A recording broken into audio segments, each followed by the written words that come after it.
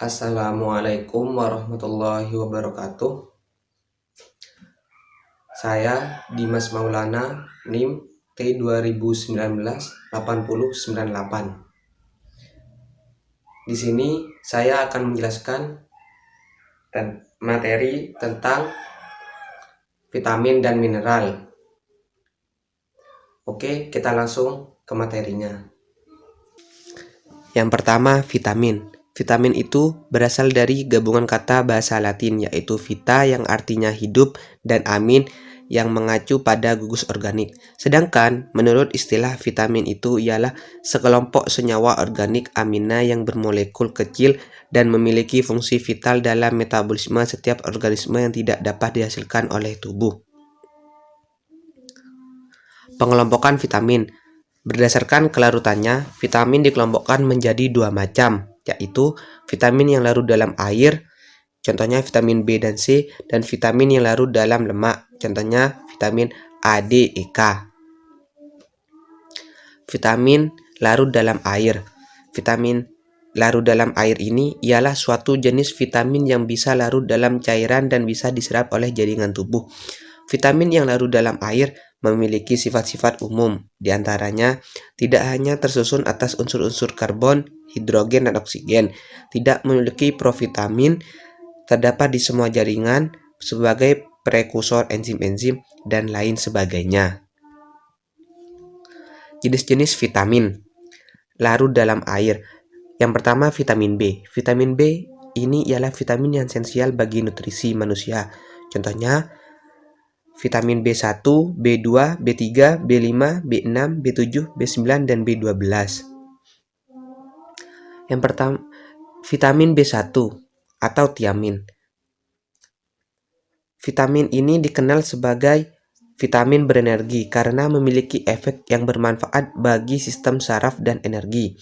Bentuk murni dari tiamin ialah tiamin hidroklorida. Fungsi vitamin itu sendiri Maksudnya fungsi tiamin itu sendiri ialah dapat mencegah penyakit polineuritis, penyakit beri-beri, menjaga dan melindungi kesehatan mental, membantu kerja sistem pencernaan tubuh, dan lain-lain.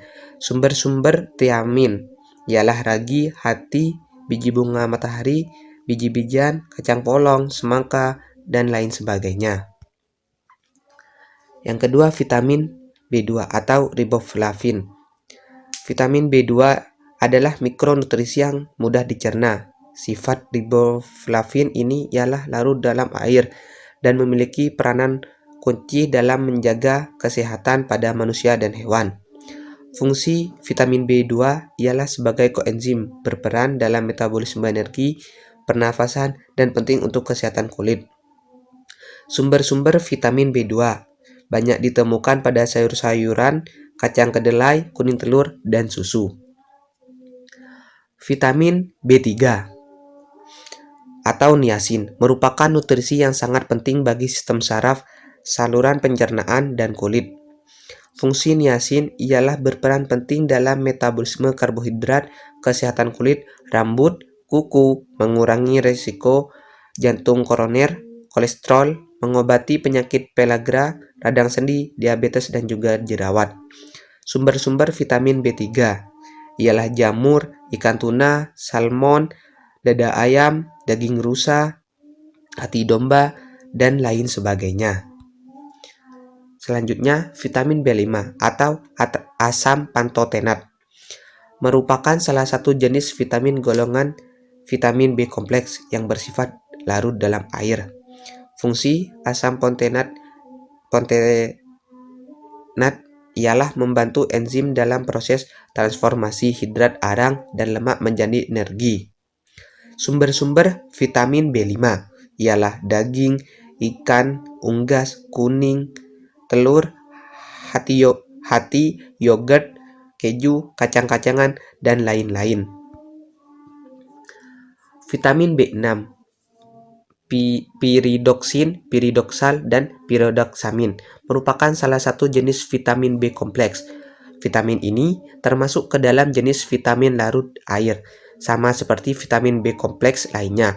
Vitamin B6 ialah meningkatkan mood dan mengurangi gejala depresi, mendukung kesehatan otak dan menurunkan risiko penyakit seperti Alzheimer. Sumber-sumber vitamin B6 ialah ikan salmon, tuna, dada ayam, hati ayam, daging sapi, telur, dan lain sebagainya yang diperkaya oleh vitamin B6. Selanjutnya, vitamin B7 atau biotin merupakan vitamin larut air yang juga dikenal dengan vitamin H. Vitamin ini memiliki peranan yang sangat besar dalam reaksi biokimia di dalam tubuh. Fungsi biotin membantu sintesis karbohidrat dan asam lemak, meningkatkan metabolisme energi, membantu sintesis asam amino dan glukosa. Sumber-sumber vitamin B7 ialah kacang-kacangan, kembang kol, kuning telur, dan lain-lain. Yang selanjutnya, vitamin B9 atau asam folat merupakan vitamin larut dalam air. Vitamin ini sangat penting untuk berbagai fungsi tubuh, mulai dari sintesis nukleotid keremetilasi hemosistein. Vitamin ini juga sangat penting, terutama pada periode pembelahan dan pertumbuhan sel. Fungsi vitamin B9 ini ialah diperlukan untuk diproduksi sel darah merah dan sel darah putih di sumsum tulang, dapat mengubah karbohidrat menjadi energi, dan juga untuk memproduksi DNA dan RNA. Sumber-sumber asam folat ialah sayur, bayam, daging sapi, alpukat, kuning telur, pisang, jamur, brokoli, dan jeruk. Selanjutnya, vitamin B12 atau kobalamin merupakan suatu jenis vitamin yang larut dalam air yang berperan penting dalam fungsi normalnya otak dan sistem saraf serta dalam pembentukan darah. Vitamin ini termasuk salah satu dari 8 vitamin B. Fungsi vitamin B12 ialah sebagai sintesis asam amino dan asam lemak, membantu sistem jaringan dan berperan dalam pertumbuhan. Sumber-sumber vitamin ini ialah daging, ikan, daging sapi, kepiting, lobster, susu, sapi, dan telur. Selanjutnya, vitamin C atau ascorbat. Vitamin C merupakan vitamin yang mudah rusak, sangat larut dalam air, mudah teroksidasi, dan proses tersebut dipercepat oleh panas sinar alkali, enzim oksidator, serta oleh katalis tembaga dan besi. Oksidasi akan terhambat bila vitamin C dibiarkan dalam keadaan asam atau pada suhu rendah. Sumber vitamin C ialah jambu biji, kiwi, kelengkeng, pepaya, paprika merah, brokoli, kubis, stroberi, cabai, apel, sayur hijau, dan lain sebagainya.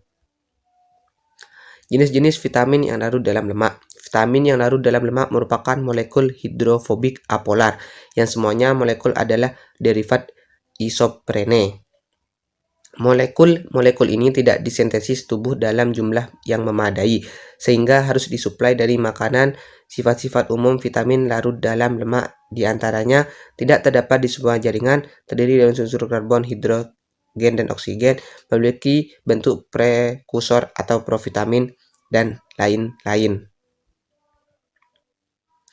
Vitamin A atau retinol dikenal juga sebagai istilah retinol, merupakan vitamin yang berfungsi dalam pembentukan indera penglihatan yang baik, terutama pada malam hari, dan juga sebagai komponen salah satu penyusun pigmen mata di retina. Selain itu, vitamin A ini berperan sebagai menjaga kesehatan kulit dan imunitas tubuh. Vitamin ini bersifat mudah rusak oleh paparan panas, cahaya matahari, serta udara. Sumber-sumber vitamin A: susu, ikan, sayur-sayuran, dan juga buah-buahan. Selanjutnya, vitamin D merupakan prohormon steroid. Vitamin ini diwakili oleh sekelompok senyawa steroid yang terutama terdapat pada hewan, tetapi juga terdapat dalam tanaman serta ragi. Fungsi vitamin D ialah untuk membantu metabolisme kalsium dan mineralisasi tulang. Sumber-sumber vitamin ini salah satu jenis vitamin yang banyak ditemukan pada makanan hewani seperti ikan, telur, susu, serta produk olahan lainnya seperti keju. Selanjutnya, vitamin E atau tokoferol berfungsi dalam menjaga kesehatan berbagai jaringan di dalam tubuh, mulai dari jaringan kulit, mata, sel, darah merah, hingga hati. Sumber-sumber vitamin E ini ialah biasanya banyak ditemukan pada ikan, ayam, kuning telur, ragi, dan minyak tumbuh-tumbuhan. Vitamin K atau menadion berfungsi sebagai pembentukan sistem peredaran darah yang baik dan penutupan luka. Sumber-sumber vitamin K ialah susu, kuning telur, dan sayuran. Dan selanjutnya ialah mineral. Mineral adalah suatu padatan senyawa kimia homogen non-organik yang memiliki bentuk teratur dan terbentuk secara alami. Dan istilah mineral ini termasuk tidak hanya bahan komposisi kimia, akan tetapi juga struktur mineral. Mineral yang digunakan di dalam tubuh ialah Fe atau zat besi, Ca kalsium zat kapur, Na natrium, K kalium, Cl klor, Mg magnesium, P fosfor, S sulfur, Zn zinc atau seng, I iodium, F fluor, Co kobalt, dan Sr strontium. Fungsi mineral. Fungsi mineral ada 3, yaitu 1. Sebagai komponen utama tubuh atau penyusun kerangka tulang, gigi, dan otot. Yang kedua, merupakan unsur dalam cairan tubuh atau jaringan sebagai elektrolit yang mengatur tekanan osmos, mengatur keseimbangan basa asam dan permeabilitas membran.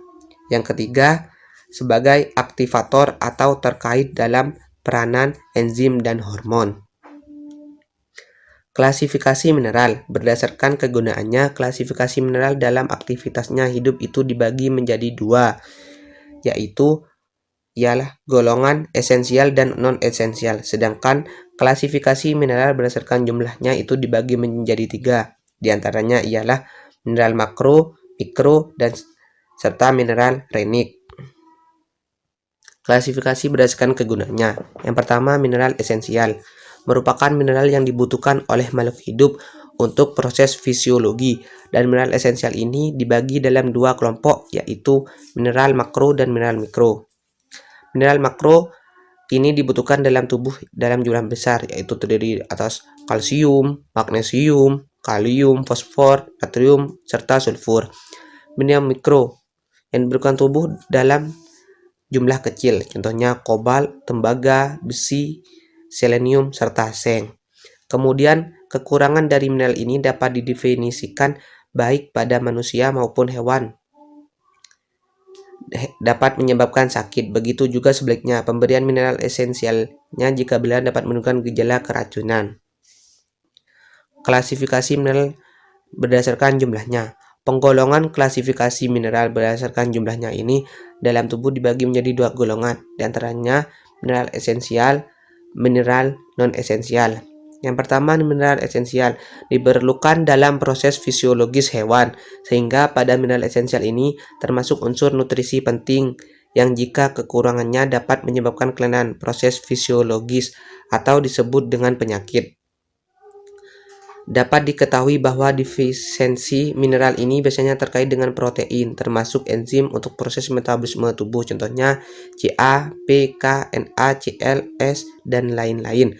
Sedangkan mineral non-esensial merupakan golongan mineral yang tidak berguna atau belum diketahui kegunaannya dalam tubuh hewan, sehingga hadirnya unsur tersebut lebih dari normal dapat menyebabkan keracunan. Mineral tersebut bahkan sangat berbahaya bagi makhluk hidup. Contohnya timbal, merkuri, arsenik, kadmium, serta aluminium. Berdasarkan jumlahnya, mineral makro. Mineral ini merupakan suatu jenis mineral yang diperlukan terdapat dalam jumlah relatif besar. Dan mineral mikro, mineral yang digunakan dalam jumlah sedikit dan pada umumnya terdapat dalam jaringan konsentrasi yang sangat kecil. Mineral makro terdiri dari kalsium, natrium, kalium, magnesium, fosfor, klorida, dan belerang. Sedangkan fungsi mineral makro secara umum diperlukan untuk membangun tulang, menjaga cairan tubuh, menjaga yang tepat dalam jaringan tubuh, mentransmisikan impuls saraf, mempertahankan struktur membran sel, memfasilitasi tindakan enzim. Selanjutnya, kalsium atau Ca merupakan suatu mineral yang paling banyak dalam tubuh, termasuk mineral yang sangat penting. Kelebihan dan kekurangan kalsium akan berakibat fatal, seperti jika kelebihan kalium akan mengalami kadar kalsium yang tinggi dalam darah, serta dapat juga sulit buang air besar. Sedangkan jika kekurangan kalsium juga tidak baik, maka apa yang terjadi? Yang terjadi ialah akan mengalami osteoporosis atau kerapuhan tulang. Selanjutnya, natrium merupakan suatu unsur kimia dalam tabel periodik yang memiliki lambang Na dan nomor atom 11. Fungsi natrium ini adalah menjaga keseimbangan asam basa di dalam tubuh, berperan dan pengaturan otot dan saraf, berperan dalam transferasi saraf, menghasilkan terjadinya kontraksi saraf. Next, kalium. Kalium merupakan salah satu jenis mineral elektrolit yang memiliki peran penting bagi kesehatan tubuh. Fungsi kalium itu sendiri diantaranya ialah untuk menjaga keseimbangan cairan elektrolit tubuh, meskipun fungsi otak serta jantung bekerja secara optimal. Magnesium merupakan salah satu jenis mineral penting yang dibutuhkan oleh tubuh. Fungsi magnesium bagi kesehatan ialah menjaga kesehatan tulang, jantung, dan dapat menyembuhkan sakit kepala. Fosfor ialah salah satu jenis senyawa logam transisi. Fosfor di dalam tubuh dan ternyata membantu kerja ginjal, pembentukan DNA, membentukkan keseimbangan asam basa. Klorida. Fungsi klorida itu sendiri ialah menjaga tekanan osmotik, menjaga keseimbangan asam basa bersama fosfor dan sulfur. Next, belerang. Fungsi belerang ialah dapat mengobati alergi gatal pada kulit, spanu, kurap, kudis, epilepsi, dan lain-lain. Mineral mikro Fe, Cu, Zn, Mn, Co, I, dan Se. Besi. Fungsi besi dalam tubuh ialah sebagai alat angkut dalam plasma, daerah paru-paru, kejaringan elektron dalam sel. Tembaga. Manfaat tembaga bagi tubuh ialah untuk membantu menjaga kesehatan jantung. Selanjutnya, seng. Memelihara keseimbangan asam basa dengan cara mengangkut CO2 mengeluarkan dari paru-paru, merupakan bagian dari enzim dan RNA. Sumber-sumber seng ialah daging, hati, kerang, dan telur. Magnesium. Fungsi kofaktor dari enzim hidrolase, dekarbolisase, transferase, serta sintesis glutamin dan proteoglikan. Sumber-sumber magnesium ialah roti dan gandum. Kobat. Kobat ini jika dalam tubuh berbagai besar terkait pada vitamin B12. Kemudian fungsi kobat ini sendiri ialah merupakan komponen vitamin dan berperan dalam beberapa enzim. Iodium. Fungsi mengatur pertumbuhan dan perkembangan serta mengontrol kecepatan tiap penggunaan O2. Selenium. Fungsinya ialah sebagai pemecahan peroksida menjadi tidak toksik. Sumber-sumbernya makanan laut, biji-bijian, serta kacang-kacangan. Mungkin itu saja yang bisa saya sampaikan untuk materi vitamin dan mineral. Terima kasih. Wassalamualaikum warahmatullahi wabarakatuh. Oke, itu saja yang bisa saya jelaskan tentang materi biokim, vitamin, dan mineral. Kurang lebihnya mohon maaf.